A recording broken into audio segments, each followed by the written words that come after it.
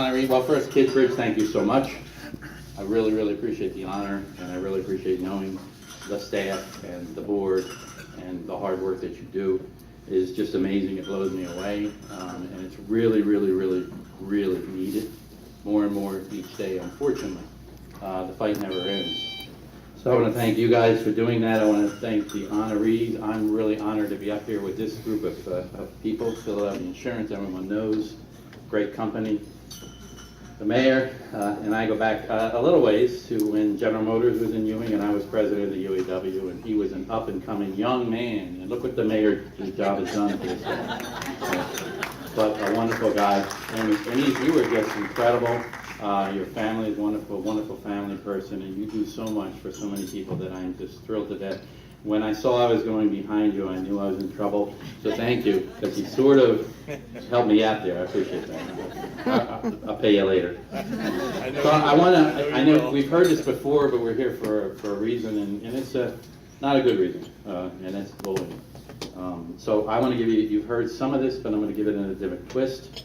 So the last report, now I like to Google, so I'm not sure if those reports, you're not sure if the election, who's telling the truth. I'm not sure about these reports, but they're pretty sad. So really, basically, the last one I read, 1 out of every 4 students reports being bullied. 1 out of every 4 students in school is bullied. 64% of children that were bullied didn't report it. So they're not even in the 1 out of every 4. That's how bad this is. Good news is more than half of the bully incidents stop when a peer intervenes. When you get someone like Kidsbridge, or you get another student, another child that understands that it's not right to do that and that there are repercussions, you can help. What are the top reasons for bullying? You've heard a few of them. Appearance, of course. They look different. Body shape, race, and the one that really, really kills me is disability. That's a horrible reason to bully someone. So what happens to a child who gets bullied? Risk of poor school performance, of course. How are they going to perform in school? Sleep issues. So how are they going to learn anything when they can't sleep? Anxiety and depression in these children. And it's not getting any better. 19.6% of high school students report being cyberbullied. It's a new day, right? With 90% of them being bullied offline and online, where the whole world sees it forever. It doesn't go away when it's on Facebook. And then the most heartbreaking statistic to me is the students with disabilities being bullied. These children, the statistics are 2 and 3 times more likely to be bullied than any other children in the school.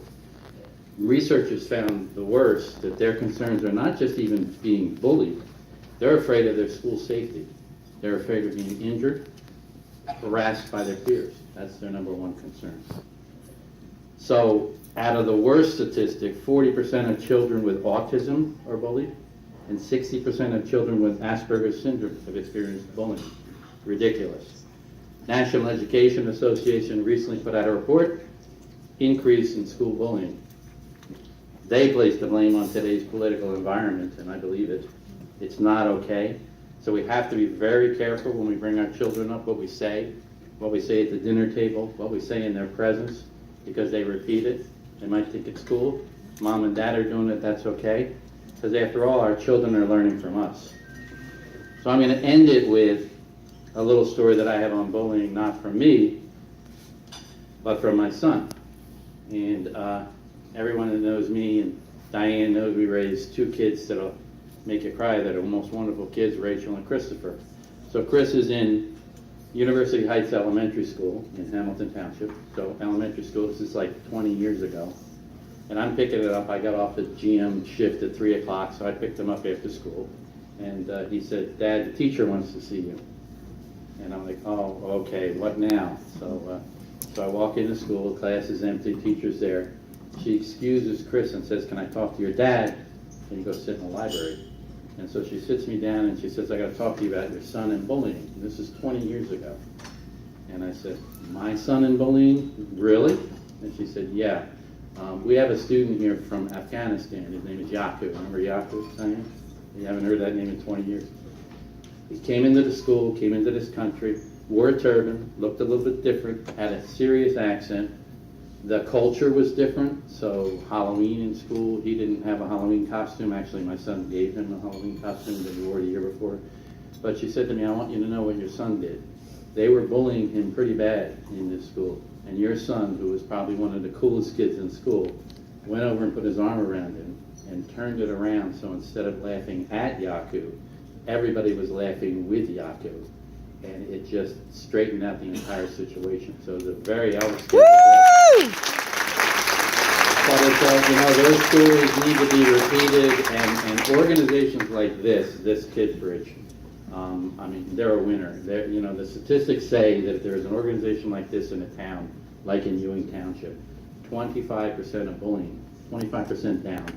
That's what they're doing here, that's what they're doing every day, and that's why this is so important. And I'm just really, really honored to be there and help out in any way that I can forever.